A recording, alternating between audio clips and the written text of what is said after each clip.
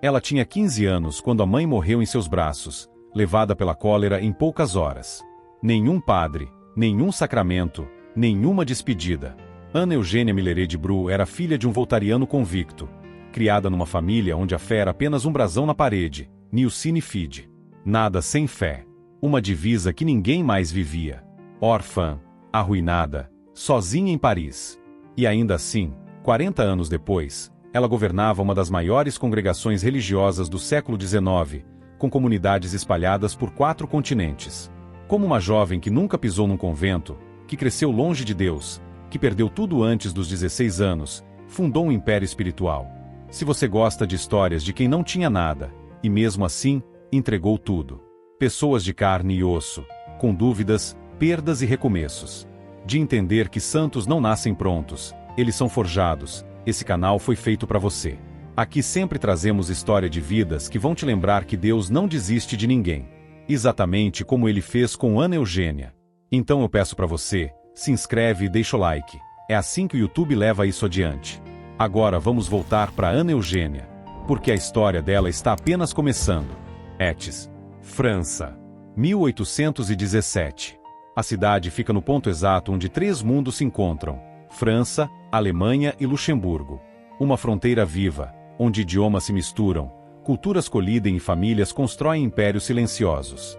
Foi nessa cidade que nasceu Ana Eugênia Milleret de Bru, filha de uma família rica e influente. O pai, Jacques Milleret, era deputado, dono de 3 bancos, de uma mansão em Metz e de uma vasta propriedade em Prez, onde campos abertos e natureza exuberante tornavam os verões quase mágicos para as crianças da casa. A mãe, Eleonora Eugênia de Bru, descendente da nobreza belgo-luxemburguesa, era uma educadora rigorosa e refinada. Ensinava os filhos a visitar os pobres, a ser honestos, a ser generosos. Virtudes nobres, humanas, verdadeiras. Ana Eugênia aprendeu a falar francês e alemão com perfeição. Brincava com os irmãos. Crescia protegida, farta, admirada. De longe, tudo parecia completo. Mas havia uma fissura invisível no centro daquela família. No brasão dos Milleret, gravado em latim, estava a divisa que deveria reger cada decisão, cada escolha, cada respiração daquela casa. Nihil sine fide. Nada sem fé. Palavras bonitas. Palavras mortas. O pai, Jacques, era voltariano. Seguia as ideias de Voltaire, o filósofo que fez da crítica à religião um estilo de vida. Para ele, a fé era superstição de gente fraca. A mãe frequentava cerimônias da igreja, mas por obrigação social, não por convicção. As crianças foram batizadas, fizeram catecismo, receberam os sacramentos. Tudo no tempo certo. Tudo sem profundidade. Ana Eugênia absorvia tudo isso como quem respira o ar de uma casa.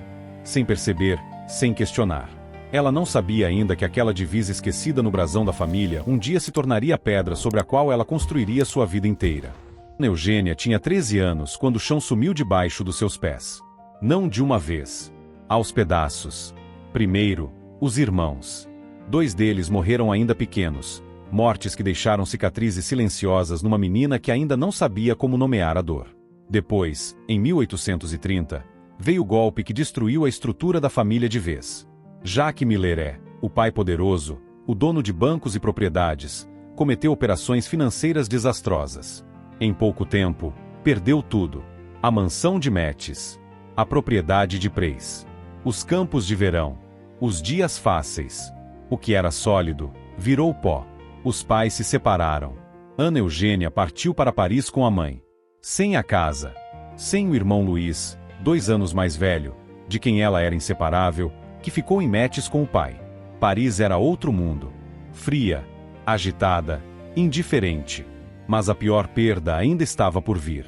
Uma epidemia de cólera varreu a cidade com uma velocidade brutal. As ruas esvaziavam. As famílias fechavam suas portas. Os médicos não conseguiam acompanhar os mortos. A mãe de Ana Eugênia foi uma deles. Em poucas horas, sem tempo para um padre, sem tempo para os últimos sacramentos, sem tempo para uma despedida que fizesse sentido, Eleonora Eugênia de Bru morreu. Ana Eugênia tinha 15 anos. Órfã. Sozinha numa cidade que não era sua. Sem fortuna. Sem irmão. Sem mãe. Uma família amiga, os Douce, a acolheu em Chalons. Gente boa, educada, bem-intencionada. A vida mundana voltou a girar ao redor dela. Festas, conversas, prazeres superficiais. O tipo de ambiente onde a fé não era atacada diretamente. Simplesmente ignorada. Ana Eugênia deixava-se levar. O que mais ela poderia fazer? Mas havia algo dentro dela que não se apagava. Uma brasa pequena, quase invisível, acesa anos antes, num dia de Natal, numa primeira comunhão que ela nunca esqueceu. Ela não sabia ainda que aquela brasa era o começo de tudo. Paris, Quaresma de 1836. Ana Eugênia tinha 18 anos e uma inquietação que nenhuma festa, nenhuma conversa, nenhum prazer mundano conseguia silenciar. Ela mesma descreveria esse período mais tarde como honestidade que corta. Meus pensamentos são um mar agitado que me cansa, me pesa. Queria saber tudo, analisar tudo, perseguida por uma necessidade inquieta de conhecimento e de verdade que nada podia saciar. Era inteligente demais para se contentar com o vazio, e jovem demais para saber o que fazer com essa fome. Seguindo o costume parisiense da época, foi até a Catedral de Notre-Dame ouvir as pregações dominicais do padre Henri Lacordaire, um dominicano que havia se tornado o pregador mais célebre de Paris. As pessoas iam por moda, por curiosidade, para serem vistas. Ana Eugênia foi. E o que aconteceu ali não tem explicação simples. A catedral estava cheia. A luz dos vitrais tingia o ar de azul e dourado. E quando Lacordaire começou a falar, algo dentro de Ana Eugênia, algo que estava entorpecido há anos, começou a despertar. Não foi emoção passageira. Não foi arrebatamento de momento. Foi reconhecimento. Como quem ouve pela primeira vez o nome que sempre foi o seu. Sua palavra respondia a todos os meus pensamentos. Ela escreveria anos depois ao próprio Lacordaire. Explicava o melhor dos meus instintos, completava meu entendimento das coisas, reanimava em mim o desejo do bem, já prestes a definhar na minha alma. Ela saiu de Notre-Dame diferente. Não com respostas prontas, não com um plano, mas com uma certeza que nada mais conseguiria roubar dela. A igreja tinha o segredo e o poder do bem. E ela queria, precisava, fazer parte disso. Minha vocação nasceu em Notre-Dame, diria ela. Dias depois, escreveu para Lacordaire expondo suas aspirações. A resposta do padre foi curta, quase seca. Reza e espera. 3 palavras. Ana Eugênia obedeceu. E enquanto esperava, ela observava. Observava a sociedade ao redor com aquele olhar que o Papa Pio XII descreveria décadas depois como rico de vigor viril e ao mesmo tempo de feminina agudeza. O que ela via, doía. Famílias ricas e influentes de Paris, completamente vazias de fé. Jovens mulheres da aristocracia, educadas para o salão e para o casamento, sem nenhuma formação espiritual real. Uma geração inteira crescendo sobre areia. Ela conhecia aquele vazio por dentro. Tinha vivido nele. E foi exatamente por isso que soube, com uma clareza assustadora, o que precisava ser feito. Paris, 1837. Ana Eugênia tinha 20 anos quando entrou pela primeira vez na igreja de Santo Eustáquio e ouviu pregar o padre Teodoro Combalot. Era um homem de fogo, apaixonado, impetuoso, transbordante de zelo apostólico. E tinha um sonho que carregava há anos, fundar uma congregação religiosa dedicada a Nossa Senhora da Assunção, voltada para a educação de jovens mulheres das famílias mais influentes de Paris. Aquelas mesmas famílias que Ana Eugênia conhecia por dentro. Aquele mesmo vazio que ela havia vivido. Quando se encontraram pela primeira vez, Combalot olhou para aquela jovem de 20 anos e viu que poucos teriam capacidade de enxergar. A fundadora. Ana Eugênia hesitou. Era honesta demais para fingir confiança que não sentia. Não conheço a vida religiosa. Tenho tudo a aprender. Sou incapaz de fundar qualquer coisa dentro da Igreja de Deus. A resposta de Combalot foi simples, e mudou tudo. É Jesus Cristo que será o fundador de nossa Assunção. Seremos apenas instrumentos. E entre as mãos de Deus, os mais fracos são os mais fortes. Ela aceitou. Fez o noviciado com as visitandinas. Despediu-se da família na Lorena. E em abril de 1839, num pequeno apartamento da Rua Ferro em Paris, 2 jovens se reuniram para começar o impossível. Em outubro já eram 4, estudando teologia, Sagrada Escritura, ciências. Construindo, tijolo por tijolo, os alicerces de uma obra que ainda não tinha nome definitivo, mas já tinha alma. Ana Eugênia assumiu um novo nome, Irmã Maria Eugênia de Jesus. Mas o caminho que parecia aberto estava prestes a desabar. Combalot, o mesmo homem que a havia convocado para aquela missão, começou a mostrar sua face mais instável. Mudava de orientação a cada 15 dias. Um dia mandava estudar os Salmos e Santo Agostinho. No outro, ordenava largar todos os livros. Determinava comer carne todos os dias, e logo em seguida impunha duras penitências. As irmãs obedeciam. Maria Eugênia dobrava-se com humildade. Mas via, com clareza crescente, que aquelas mãos não podiam segurar o leme de uma obra de Deus. Em maio de 1841, depois de uma série de conflitos com o arcebispo de Paris, Combalot reuniu seus livros e suas cartas, e abandonou a comunidade para sempre. Maria Eugênia tinha 24 anos. Sem diretor espiritual, sem fundador original, com superior eclesiástico que, diante das dificuldades naturais de uma comunidade ainda jovem, a aconselhou a dissolver tudo, e voltar para a ordem da Visitação, onde havia feito noviciado. Qualquer pessoa sensata teria considerado o conselho. Maria Eugênia não era qualquer pessoa. Pediu um curto tempo de reflexão. Depois sentou-se e escreveu uma carta. Respeitosa, direta, inabalável. Expôs as metas da Assunção, seu espírito, suas características. E no final, com uma serenidade que desconcertava quem a lia, declarou: "Não creio ter outra vocação senão a de pertencer a ela, quaisquer que sejam os sofrimentos e dificuldades daí decorrentes." O superior releu a carta e respondeu: "Só posso agradecer a Deus as graças que Ele vos deu." A Assunção estava fundada. Desta vez, de verdade. Em 15 de agosto de 1841, solenidade da Assunção de Nossa Senhora, as irmãs emitiram seus primeiros votos religiosos. Receberam o hábito definitivo. Uma congregação nascida do abandono, da crise e da firmeza de uma jovem que, aos 24 anos, já sabia que Deus não tira nada sem se doar mais profundamente no lugar. A congregação era pequena, a pobreza, grande. Nos primeiros anos, Maria Eugênia de Jesus administrava uma comunidade que crescia devagar demais para os olhos humanos, mas rápido o suficiente para os olhos de Deus. As irmãs estudavam, oravam, ensinavam. E cada jovem que passava pelas mãos da Assunção saía diferente, não apenas instruída, mas formada por dentro. Era exatamente isso que Maria Eugênia queria. Ela havia crescido numa família onde a educação era refinada e a fé era ausente.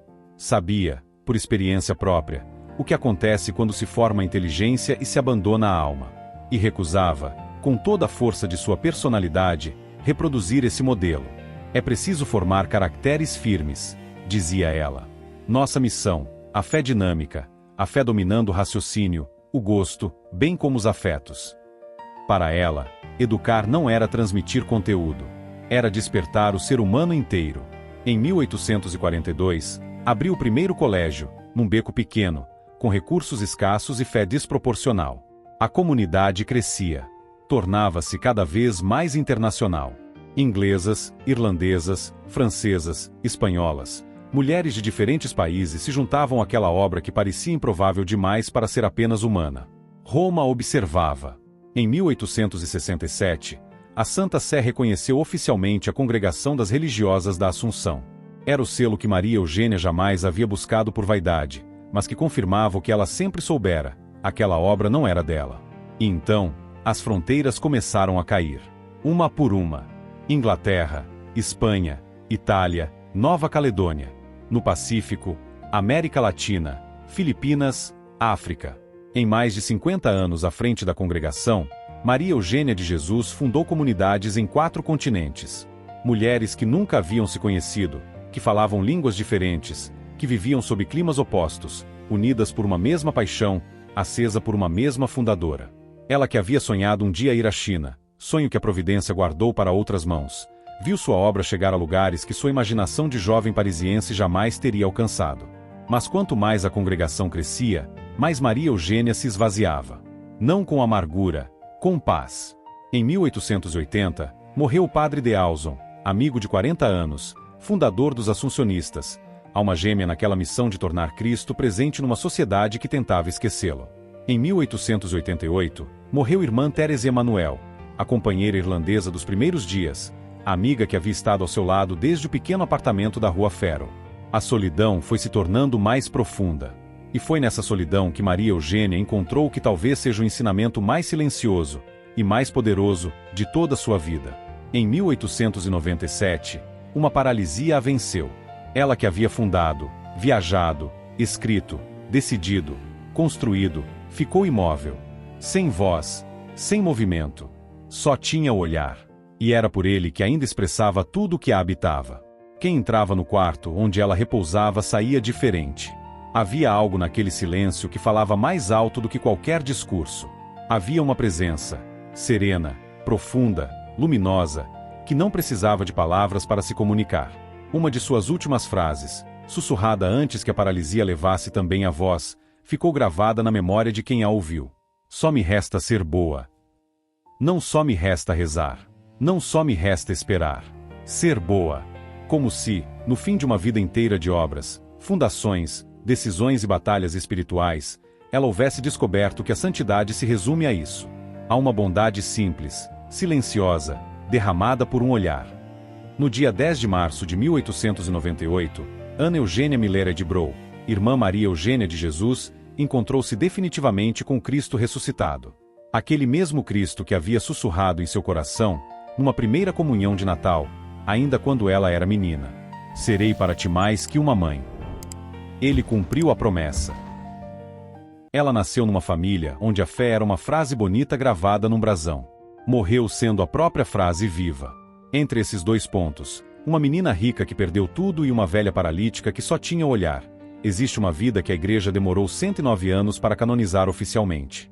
Não porque duvidasse, mas porque a santidade verdadeira precisa de tempo para ser reconhecida em toda a sua profundidade. Em 2007, o Papa Bento XVI proclamou ao mundo que aquelas primeiras companheiras da Rua Faro já sabiam em 1839. Deus havia passado por ali. Maria Eugênia de Jesus não deixou milagres espetaculares registrados em vitrais. Não teve visões que abalaram continentes. Não foi martirizada. Ela simplesmente, e isso é tudo, não desistiu. Não desistiu quando perdeu a mãe. Não desistiu quando o pai arruinou a família. Não desistiu quando o diretor espiritual a abandonou. Não desistiu quando o superior eclesiástico sugeriu dissolver tudo. Não desistiu quando os amigos mais queridos foram morrendo um a um. Não desistiu quando o corpo a traiu. E na última hora, quando não restava mais nada além de um olhar e de um coração que ainda batia, ela escolheu, conscientemente, a única coisa que ainda estava ao seu alcance. Ser boa. Existe uma frase que ela deixou, simples, quase despercebida entre tantos escritos mais elaborados, que talvez seja a mais honesta de todas. O essencial é que o bem se faça, seja por nossas mãos, seja por outras. Pense nisso. Uma mulher que dedicou 50 anos construindo uma obra, que viajou continentes, que tomou decisões que moldaram gerações, e no fim, o que ela quis deixar registrado foi isso. Que o bem aconteça, com ela ou sem ela. Esse desapego, essa grandeza silenciosa, é o que separa uma vida comum de uma vida santa. Se essa história tocou algo em você, não precisa saber explicar o que. Só precisa deixar que ela trabalhe por dentro. Compartilhe esse vídeo com alguém que precisa ouvir que é possível recomeçar. Que é possível construir algo verdadeiro mesmo quando tudo desabou. Deixa o like. Se inscreve no canal. E comenta aqui o nome do santo cuja história você quer ouvir a seguir. A gente produz. Porque cada semana, uma vida. Cada vida, uma prova de que Deus não desiste de ninguém. Santa Maria Eugênia de Jesus, rogai por nós.